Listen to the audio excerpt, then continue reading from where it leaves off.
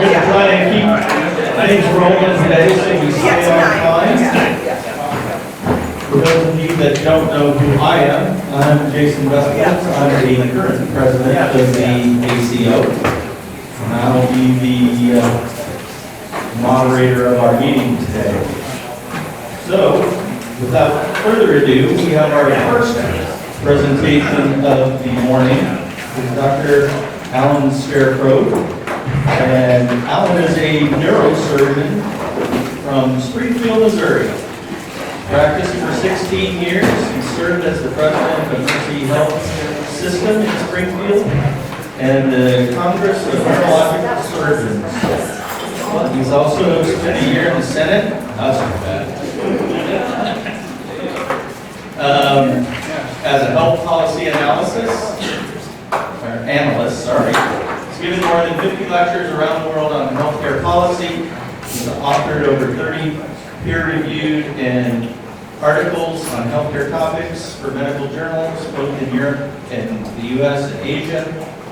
He's served various leadership positions with the American Association of Neurological Surgeons, Council of State Neurological Society, and the American Medical Association. He's led dozens of projects throughout Mercy's health system, and has a broad and deep experience in both hospital and clinic operations.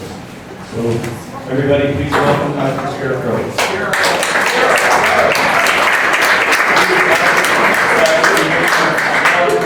Let's see how many of you can pronounce my last name.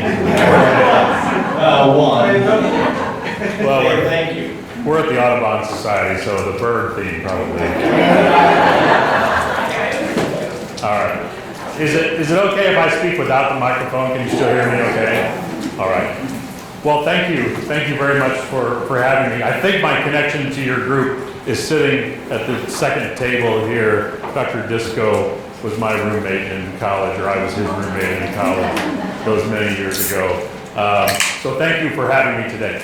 I'm going to give two talks today. Sorry. Whenever I talk about Dr. Disco, Siri picks up like that. I'm going to give two talks today. The first one this morning is going to be a little bit about, the gist of it is going to be about our healthcare situation right now, kind of how we got there, and based on how we got there, sort of the trends that at least I see going forward. And then this afternoon we'll kind of pick up where we left off with those trends and apply those trends to how an independent practice in Nebraska can continue to survive and thrive. So, without further ado, let's get started with this. Maybe I'll stand over here a little bit. I walk around a little bit when I talk, if that's all right. So the first talk is called Consumer-Driven Healthcare and Politics. And here's kind of what we're going to talk about. We're going to talk about perspectives on America's largest and most troubled industry, which is healthcare. We'll come at that from the perspective of patients, physicians, hospital and healthcare administrators, and then from the government. We'll talk about what we have created, what some people call the paradox of healthcare, and then we're going to pan back a little bit and look at the bigger cultural issues that are sort of driving that paradox in healthcare. And then based on that history, sort of where are we going from there? And we'll talk about three particular areas that healthcare seems to be evolving, and that is faster and safer, smaller and connected, and cheaper and more convenient. So let's get started here. All right, so from a patient perspective, healthcare has some problems. So for the first time since the Spanish flu epidemic 100 years ago, Americans are consistently living shorter lives with less happiness.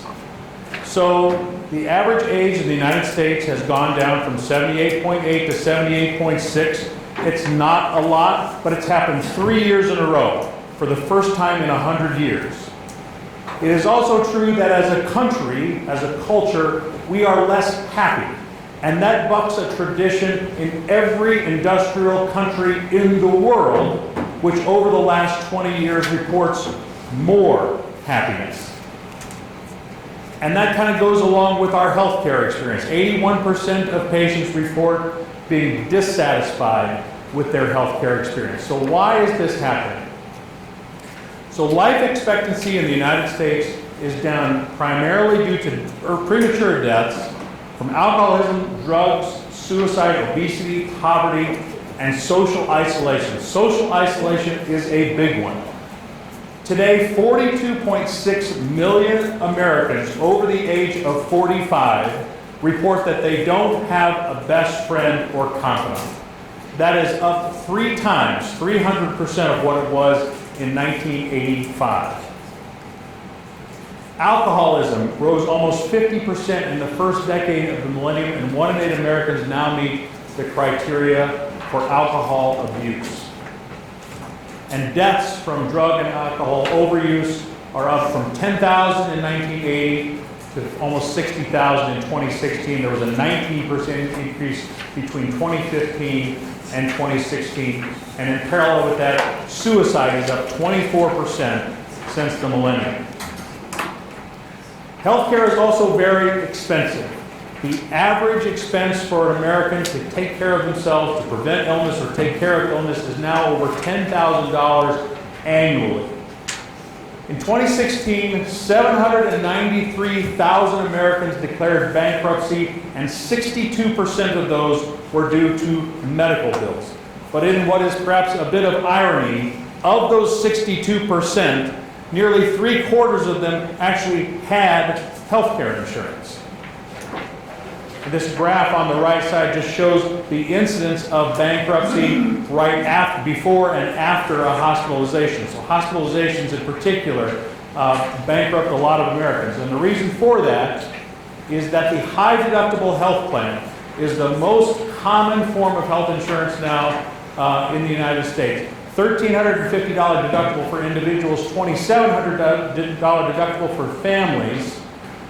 Out-of-pocket costs for patients are up 50% since 2008, but here's why. 57% of Americans have less than $1,000 cash. So, a medical expense comes up, or an acute illness comes up, and for many Americans that are right on the edge financially, that illness or those tests really put them over the financial edge. So let's switch gears a little bit and then kind of talk about it from our perspective. So if you recall this Mayo Clinic study from about 4 years ago, 56% of physicians report feeling disrespected and burned out. Why? We're very busy. We live and work in a chaotic environment. The EHR, the electronic health record, is taking up a lot of our time. The pace at which we are expected to work has increased over time. And despite all these pressures to perform, to document, and so forth, the fact is we're not seeing any more patients today than we were 30 years ago. We also at the same time have lives, right? We're trying to be good spouses, parents, friends, etc. And that time, that free time that we have is being squeezed. Particularly in family practice, there are reports of spending 1 to 2 hours a night after clinic just to get everything documented and in the record. So that free time that we had and that we cherish is being squeezed by the need to continue to document and fulfill all the requirements for billing. So here's kind of the crux of things, I think, with regard to disrespect and feeling burned out. Physicians value autonomy, but healthcare administrators and insurance company executives value profits mostly and quality a little bit. Now, throughout this talk, I'm going to talk about money in healthcare a little bit.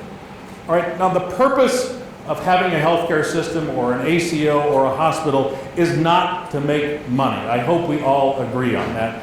It is the purpose is not to make money any more than the purpose of life is to breathe. But the fact is that it's necessary.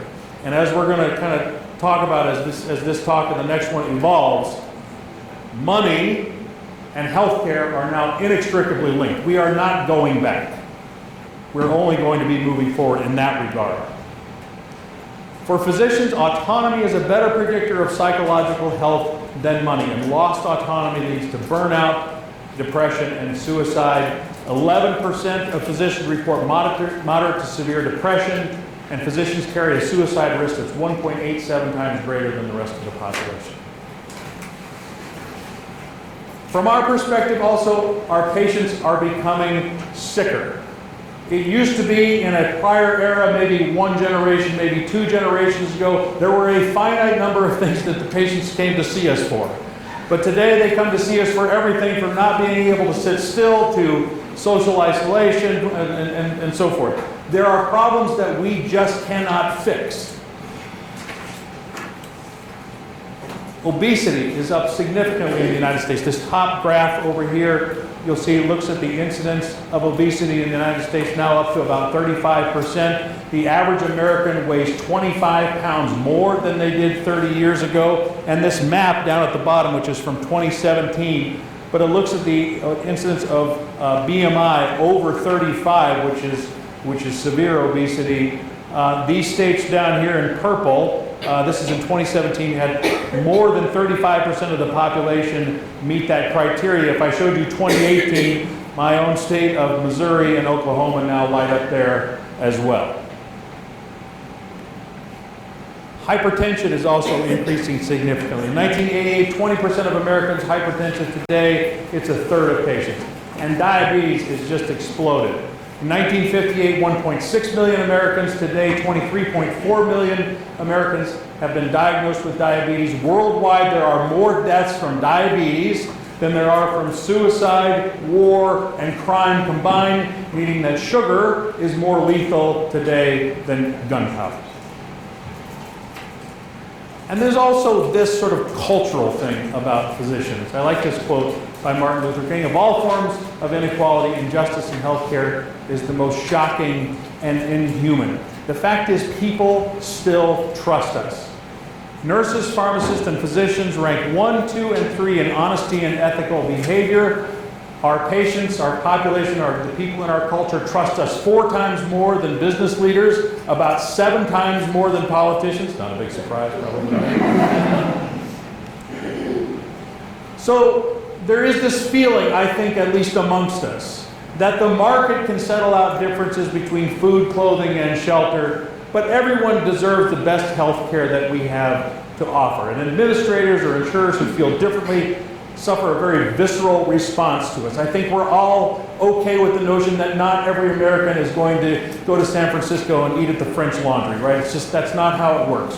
But when somebody comes into our clinic, to our emergency room and so forth, there is this feeling, I hope, that everybody deserves the best care that we can deliver. There is also this tension between what we do, between quality care and profitability. So here's an example. As a surgeon, I will tell you, and this is documented in multiple subspecialties, when I work with the same team of nurses and technicians doing the same cases, my outcomes are better. Ideally, I would like to show up at the OR each day that I am there and have that same team. If I put my administrator hat on, that is a stupid thing to do. It is stupid because those same group of techs and nurses that work with me also have to work with other surgeons in other specialties, and when things inevitably happen and the chaos of medicine occurs, we need those same people that work with me to be able to work with other people and know their procedures and so forth, which means that I don't always have the same team that works with me. So, those OR personnel are spread across different specialties. Nobody wants to have overtime. I can't open any more packs in the OR than I absolutely need. Why? Because that hurts profitability. That hurts my ability to deliver the best care that I can. It hurts my ability to be able to treat each person with the best grade A care that I can deliver. But that's what the system needs to be profitable. So physicians have this history. We know what works, we know our habits, we know how we can deliver the best care. We have power of will, but the administrators and the insurance companies have data, lots of data. So in my hospital, most of our administrators, and I think this is true probably around the country, most administrators in hospitals and healthcare systems are frustrated. In our own system, we are asked to collect 2,037 different metrics. Now that's almost like saying we're collecting no metrics. There is no way anybody's brain is able to tackle 2,037 metrics and make anything meaningful out of that. That is ridiculous. Hundreds of those metrics are about just what was documented in that EHR. Not what really happened, but what was documented. Hundreds of others are financial metrics, some of which are just necessary to maintain a tax-exempt status. There are about 6,000 acute care hospitals in the country today. Right at around 2/3 of them are not-for-profit. Why is that important? A not-for-profit hospital pays no federal income tax. If we are for-profit, for a corporate income tax, we're going to pay about 35% of our profits. So you can see why administrators are very focused on keeping that not-for-profit status. And in order to do that, we have to show that we're providing a community benefit, that we're taking care of indigent people and so forth that need our care but can't pay for it. So hospitals in the United States are also taking on much more debt. In 2017, $27.7 billion of debt was taken on by hospitals. That's up almost threefold from 2014. Why are they doing that? In many cases, it's just less revenue coming in, the expenses keep going up, and the difference in there has to be made up some way, so more bonds are issued, more loans are taken in order to make up that difference. A hospital administrator is not a fun position to be in, I will say right now, in most areas of the country. So administrators in hospitals need to hit about 10% what's called operating cash flow, which is a combination of net income and depreciation. I will tell you why. If you look at all of the things, all of the capital that a hospital has, I'm talking about everything from beds to paint on the walls, the equipment, so on and so forth. If you roll all that up, on average, that capital depreciates out or needs to be replaced about every 10 years. So if you are not hitting about 10% operating cash flow, it's just a matter of time. It's just a matter of time before the doors have to be closed. So each year about 20 hospitals are closing, mostly in rural areas of the country, and since in the last 10 years, 750 other hospitals have had to merge with other larger groups to keep the doors open. I will tell you, as a hospital administrator, you can see which hospitals are in trouble, because hospitals stop replacing kind of the big equipment, things like MRI machines, CT scanners, radiation oncology equipment, high dollar items that age out. But when you see a big price tag on something, you don't have any money for it, what do? Can we get by to the next year? Can we just make it a little while longer? Administrators are also faced with a lot of complexity. The Affordable Care Act, which was passed in 2010, had 2,000 pages to it. I will tell you, the Interstate Highway Bill of 1948, during the Eisenhower administration, had 40 pages. The entire interstate highway system in the country was done in a bill that went through both the House and the Senate, was signed by the President in 40 pages. For each page of law that is written, there are about 50 pages of regulations that go along with it. So the Affordable Care Act had about 100,000 pages of regulations that had to be followed. That takes an entire crew of lawyers, administrators, accountants, and so forth that are tracking all these things to make sure that hospitals are compliant with the terms of that bill. That is very frustrating to many hospital administrators.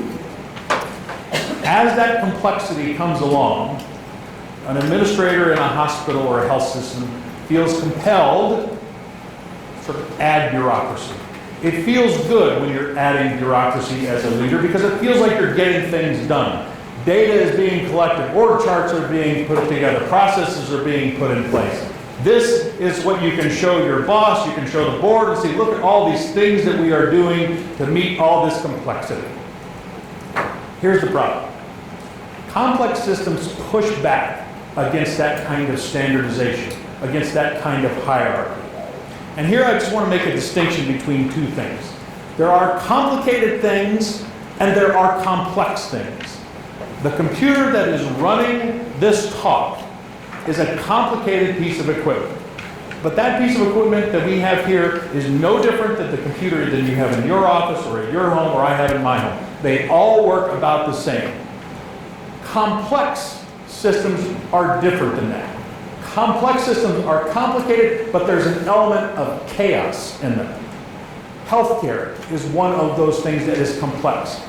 If I was on call Thursday night in my hospital, that night I was up almost half the night taking care of things that I could never have predicted that were going to happen. There are other nights that I sleep through the entire night. There are other nights that I'm at the hospital the whole night. I'm sure you all have the same experiences.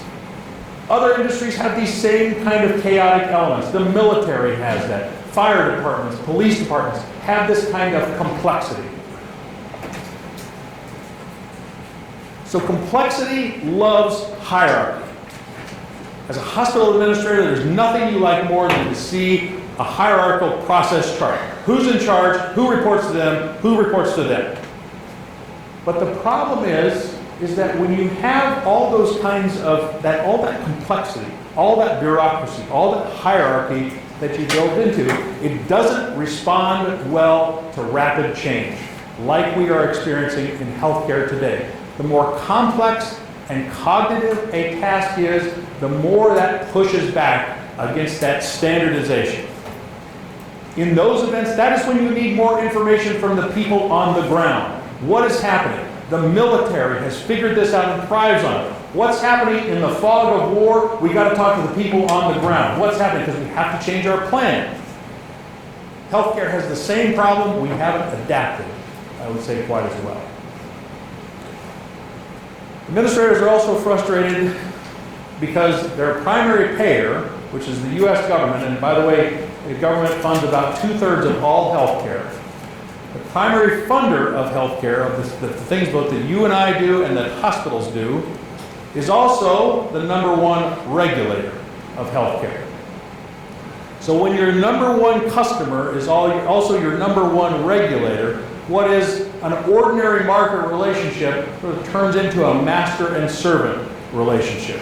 Imagine if you and I were running an electrical utility company and our #1 customer was the government and they controlled 2/3 of our business. And they came along and said, in order for you to continue to sell electricity to us, we need you to change the conduit between your station and our buildings, and that conduit needs to be all new. And we say, well, we can't afford to do that. We don't have the money for that. And say, well, tough.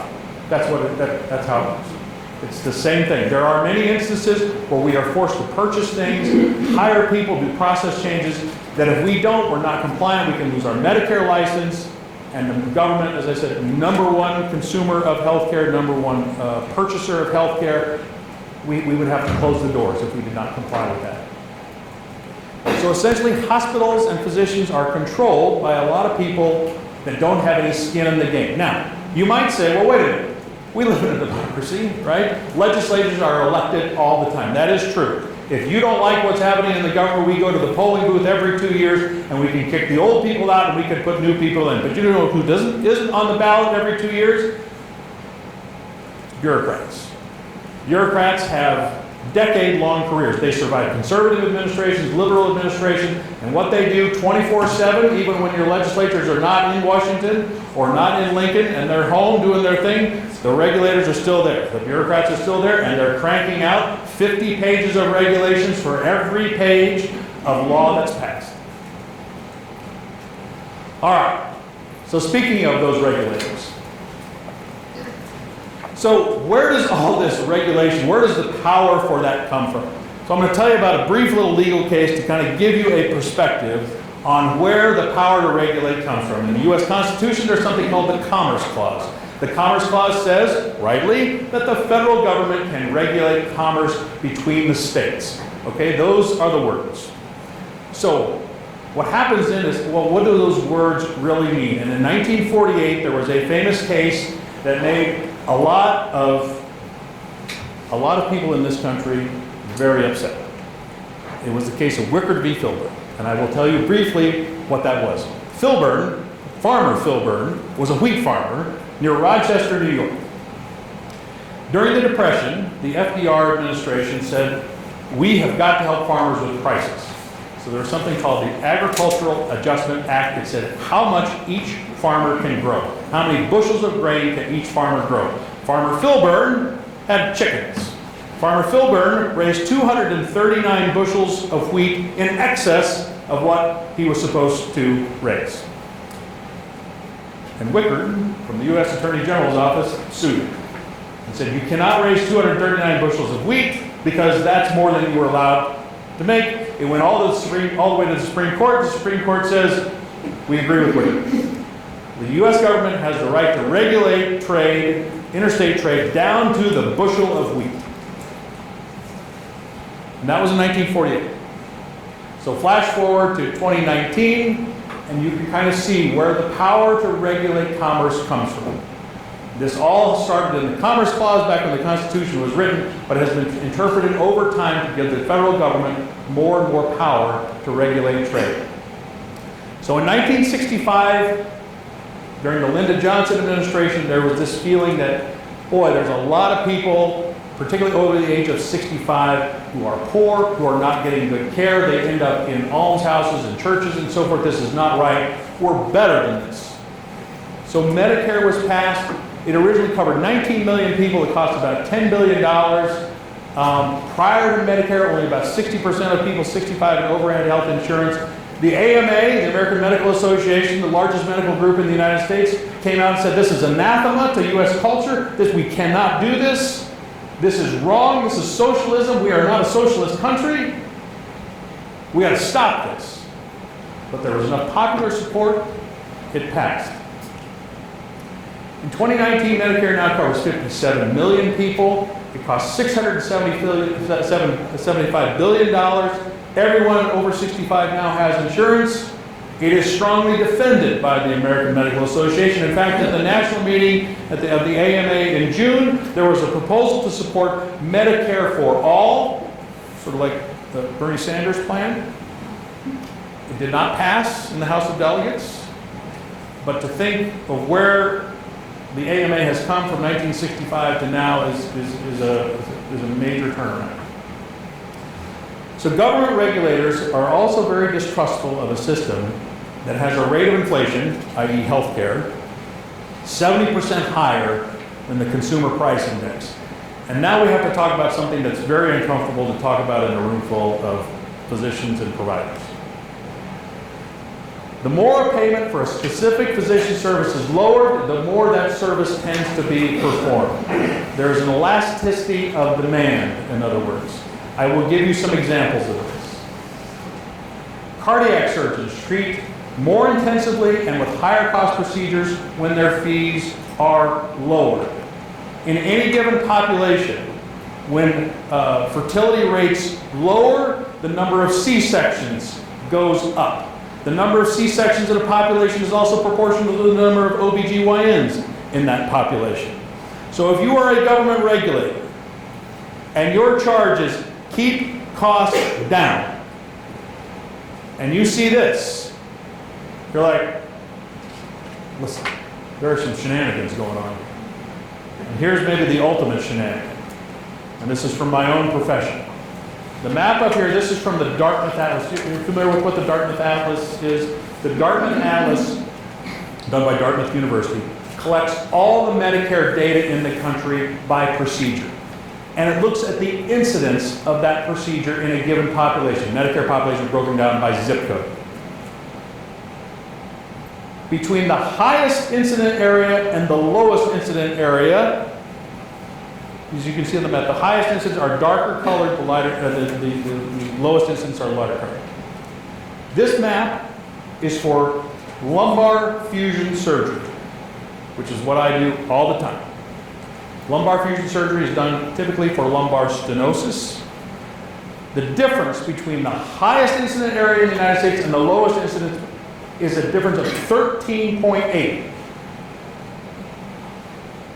It is almost impossible. I will grant you for a moment that nobody knows exactly what the right amount of fusion surgery is to be done. But it defies every bit of common sense that the true need for fusion surgery in the United States between one population and another varies by 13,800%. So, again, if you are a government regulator, inconsistent behavior means a need for more management and more regulation. This is a picture of my cows. Okay, so we're going to transition.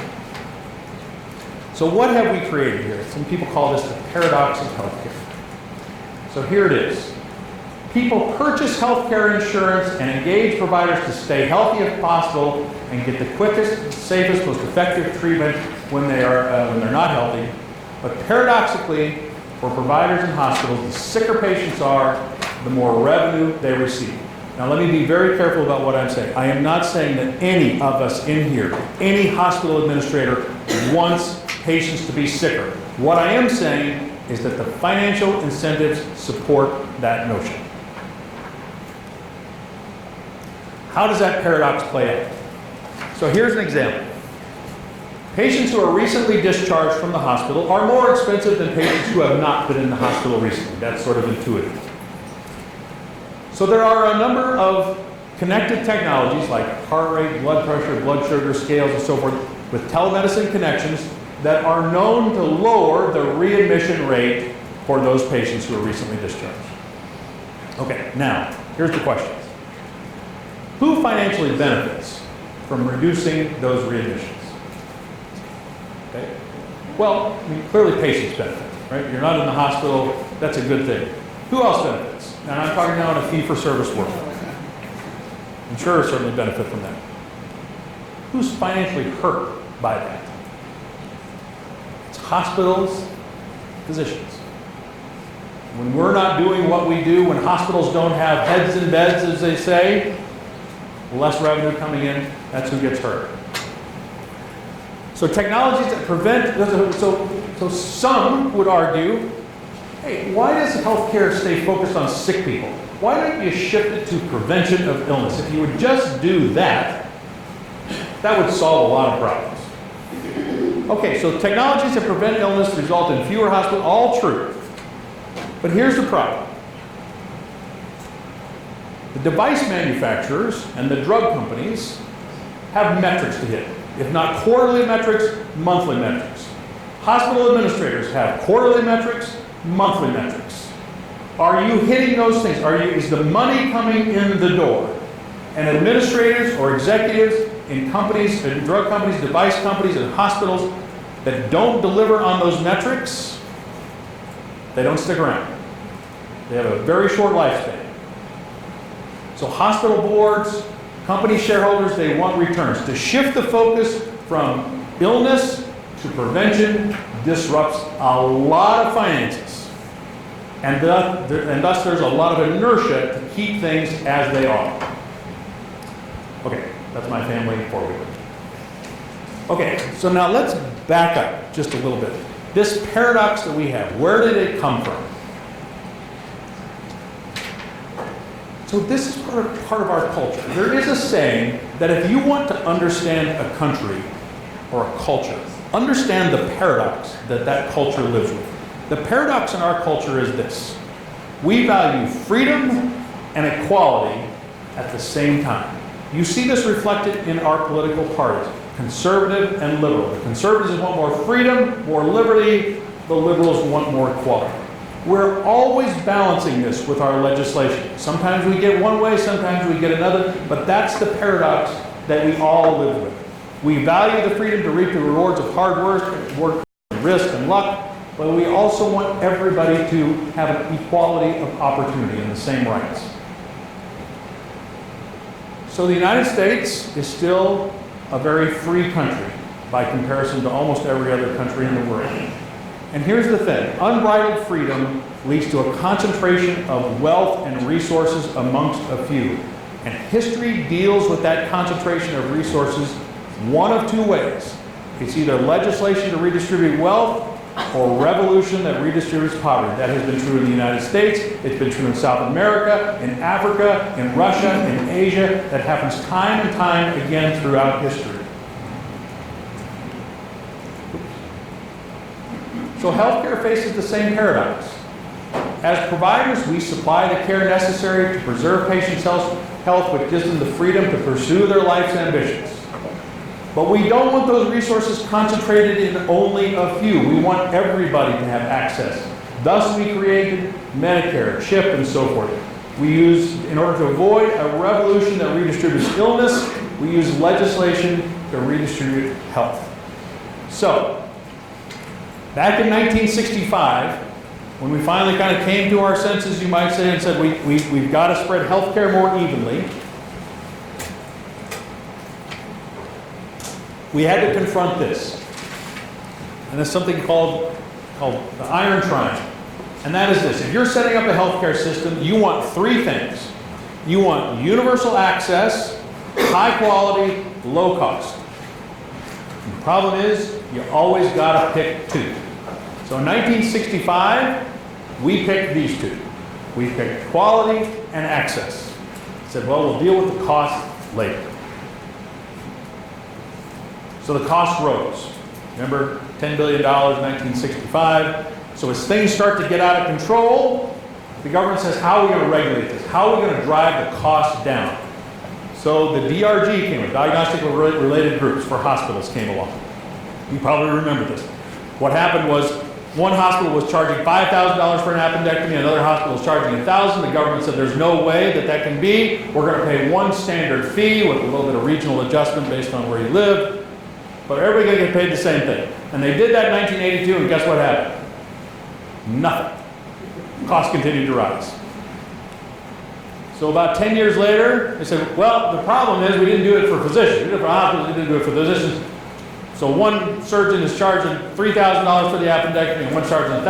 That can't possibly be right. Let's give a standard payment. So they partnered with the American Medical Association. You probably get these surveys in your mail sometimes. How much of your work, how much of your expertise does it take to do this thing? And you rate it. And they put this into a big algorithm, and it comes up with how much you're going to get paid for whatever it is that you're doing. So in 1993 they did that, and guess what happened? Nothing.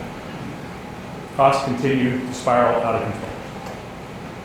So as costs rose, more people became uninsured. By the time we hit 2008, 45.7 million Americans were uninsured, and we went to the polling booth and we made a change. And in 2010, the Affordable Care Act was passed. And it worked. The goal was to cut the number of Americans who are uninsured, and that has worked. We have cut the number of insured in half, but costs have continued to rise. So if you look at our national debt now, which now stands at about $22.5 trillion, that is 109% of our gross domestic product. That is the highest it has ever been in the history of our country, with the exception of 1 year in World War II, when we had to buy more tanks and guns and so forth than we had planned. Other than that 1 year, we have more debt than we've ever had before in the United States. And here's the little bit scary part for us. Healthcare costs will grow more than any other area of the federal budget, with the exception of the interest that we already owe on the existing debt. So, guess who is in the crosshairs for curbing government spending? It's everybody in this room. So here's the thing. When there is not a clear answer as to how a patient should be treated, the financial incentive for physicians is always to do more. So this has made the government want to push risk away from them. And they want to push it onto who? They want to push it onto insurers if they can. The insurers, of course, push it on to health systems, hospitals, and providers. So in the late 90s, folks in Washington said, how about if we come up with Medicare Advantage? Medicare Advantage is a step in that direction. The effort is there, the idea is to push risk away, put the risk onto the financial risk onto providers. So Medicare Advantage has worked. So Medicare Advantage patients have about 10% less consumption of healthcare resources. However, Medicare Advantage patients also cost the federal government more, because in order to get insurers health systems and so forth to take Medicare Advantage patients, well, you're a risk for them, they have to offer a little more money up front. So when you look at the total basket of money on Medicare Advantage patients, they actually cost more than traditional fee-for-service. How else do we get it? So the government came along and said, boy, this electronic health record, we need to get every physician, every hospital, every health system on an EHR. So why did they want to do that? So back in the 80s and 90s, evidence-based medicine started to enter our literature. And there was this call for a need for standardization. Why? Because there was such disparity excuse me, in how common conditions were treated. And of course, the leaders in each of our respective specialties said this can't be right. There has to be a way that we standardize and do this. So in the 2000s, you started to see the use of electronic healthcare records, which were able to compare records of similarly situated patients in different health systems. Of course, as that evolved, care paths came along, and now we have artificial intelligence, which is taking a lot of that data, crunching it, creating algorithms for those care paths. So if you are the government, why is this a good thing? Well, all these care paths can be implemented by non-clinicians, right? They can, or I should say non-physicians, they have to have some clinician, true. But today we crank out more APPs, nurse practitioners and PAs, than we do physicians, where there is less demand for a physician when there is a standardized sort of way of doing things. But probably more important than that is that all of these metrics, all of these proxies for how the care path is working can be followed by administrators. So things like wait times, minutes per patient, Oswestry scores, all of that can be collected and followed by somebody who has no clinical experience at all, but can look at these measures, these metrics as proxies for what's the quality of care like. So, as this has happened, healthcare has just grown and grown and grown. From 1965 until now, the healthcare as a percentage of GDP has gone from less than 1% to 19%. So new industries need innovation, but old industries need scale.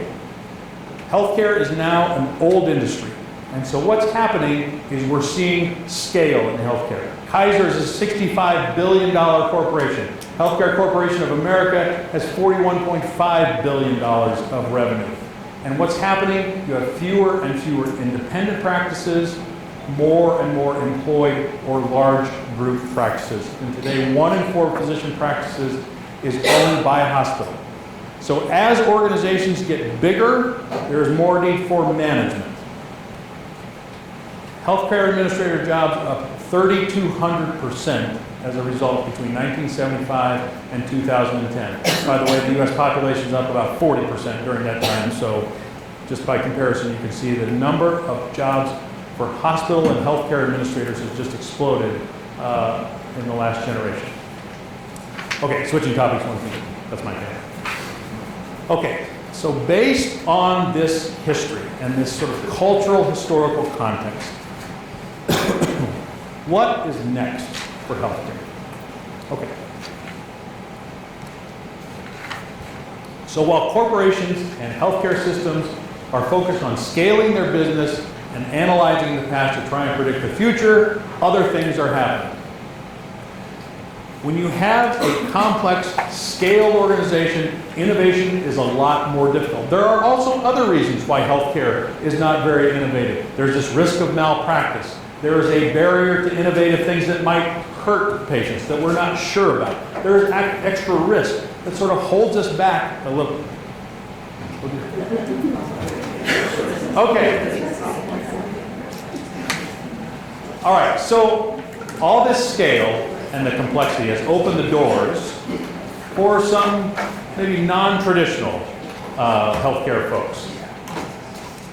So for-profit companies are coming in and they're biting off pieces of healthcare and making it more efficient and replicating. In many ways, this is like franchising. It's like opening up a McDonald's. If you decided you wanted to open up a McDonald's restaurant, what's going to happen is they're going to send all their people in, they're going to help you buy a piece of land, they're going to hand you about 1,000-page operation manual, and they say, just do what we say and shut up, all right? You don't do things special, you're not offering new parts, you're going to do exactly how we tell you to do it. And that's what these companies are starting to do. So for example, two companies, DaVita and Fresenius, now control more than 90% of the dialysis market. I'm sure you've seen for-profit urgent care companies, standalone ERs, and so forth in your communities. But this is what's happening. It's taking a piece of a very complex industry, trying to simplify it as best you can, getting it very efficient, and then replicating it over and over and over again. So I like this quote from Bezos, from Jeff Bezos of Amazon. What's not going to change in the next 10 years is much more important than what is going to change, because you can build a business strategy around what is stable in time. So, speed, accuracy, value, empathy, respect, those things do not change over time. If we had this conversation before the Industrial Revolution, everyone in the audience would understand what that means. Those are things that don't change over time. So what's next for healthcare? I think it's cheaper and convenient, faster and safer, smaller and connected. So companies and individuals that know more about patients and can turn data into meaningful actions are going to outcompete those that know less about their patients. Hospitals that can anticipate, and providers that can anticipate problems, are going to outcompete those who are responding to problems. So we are already seeing this in other industries, in entertainment, in retail, in banking, even in non-consumer facing industries like energy and transportation and so forth. We are seeing those themes come to the surface, and companies that are able to do that are outcompeting and surviving. So cheaper and convenient. 60% of all healthcare costs are in wages and salaries. Lower costs will have to mean we have fewer people involved in healthcare. More convenient means clinics, ERs, urgent cares, convenient cares in better locations, although those locations are expensive. Thus, if you were CVS or Walgreens, who do you merge with? Big insurer. You already got the real estate. You've already got the foot traffic. Perhaps you can capitalize that on the clinical portion of this and make that a part of your business. There is going to be more telemedicine. 64% of patients say they are open to telemedicine. Kaiser says that a majority of their patient visits are now done by telemedicine or via their online portal. But before we all get in a big froth about telemedicine, 71% of people still have a local attorney. Only a third of people file their taxes electronically, and only 10% of investors use an online stock trading service. People always tell these survey folks what they tell them who they want to be. Their answers are who I idealize myself at, but they often behave in different ways. My point is not that telemedicine is never going to take hold. Telemedicine will take off. But it takes time for people to adjust. It takes time for them to get used to things. We will need to reduce our waiting times, so publicly available data that somebody can pick up on their phone and see what's the wait time to the next appointment. Symptoms and physiological data should be shareable, will be shareable ahead of time. So instead of a patient walking into your clinic and us saying, what seems to be the problem today, Mr. Jones, we already have that information. We already know, and we can start to take action on that. I'd like to go to the next slide.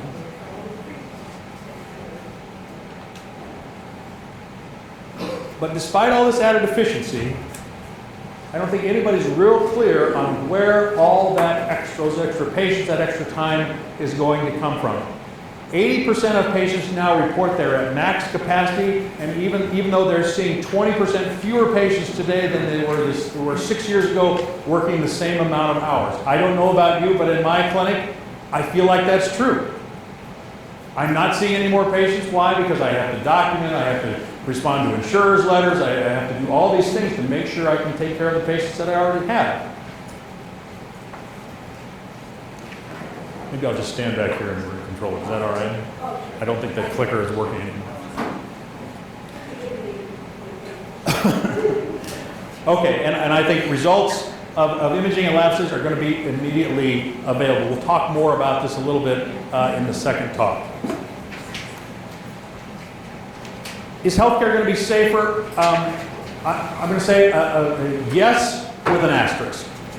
So there are limits how safe we can be. Safer means more regulation. More regulation means more personnel to comply, less autonomy, and slower decisions. So unintentionally, when we try to make healthcare safer, a lot of times what we're doing is creating a system that is more fragile and less resistant.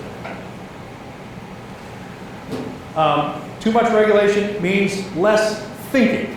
It means more thinking being done by computers, less thinking being done by you. That's when frustration sets in, burnout starts, and what's intended to improve patient safety becomes a barrier to providing good care because we're frustrated by it.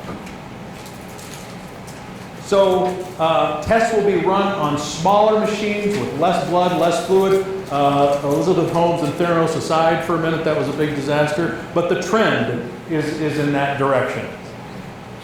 So handheld devices to detect stroke or myocardial infarction are already on the market. I would anticipate that those kind of, again, handheld things, very portable, that continues to escalate. We are also going to be more connected, again with an asterisk. Why? Because what are we willing to share? So as the price of connecting to one another via all these little things, as that decreases, the number of connections grows, so does the confidence between people who are connected. If you want to be completely private today, if you want to be Ted Kaczynski living in the forest in Montana, the rest of the world is going to treat you with suspicion. Okay?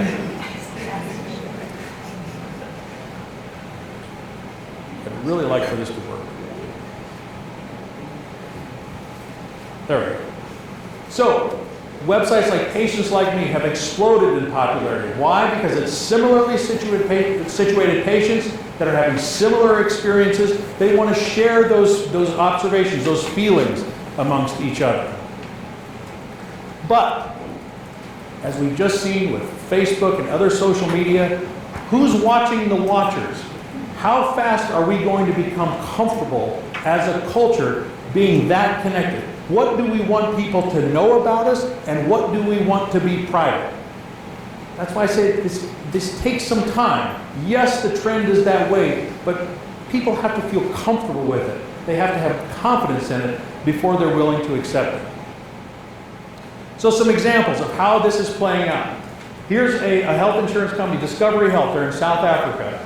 So what they did was they've given small handheld devices to their customers, and when those customers purchase fruits or vegetables, when they visit a gym, when they attend medical screenings, they acquire points. They're always incentivizing their members to do things that are going to benefit their health and then, of course, drive down their costs, which is good for Discovery Health. Here's some other examples. Monitoring driving habits or speed changes. This is becoming, now it's possible to do this now, to see how safe are people behaving. We can look at their conditioning habits, workouts that elevate their heart rate, weight gain or weight reductions. We can incorporate pollen counts in there to try and steer folks towards safer areas that are having lower pollen counts or less traffic or less pollution. But what we're always looking for is, again, giving patients, giving those customers direct, timely feedback to give them more control over their well-being and their motivation. And turning that data into decision-making that's meaningful with good interfaces. So, just to recap, that's kind of the trends I see going forward. Cheaper and convenient, faster and safer, smaller and connected. In the second talk later this afternoon, we'll kind of start here and then talk a little bit more about how that applies directly to your practice.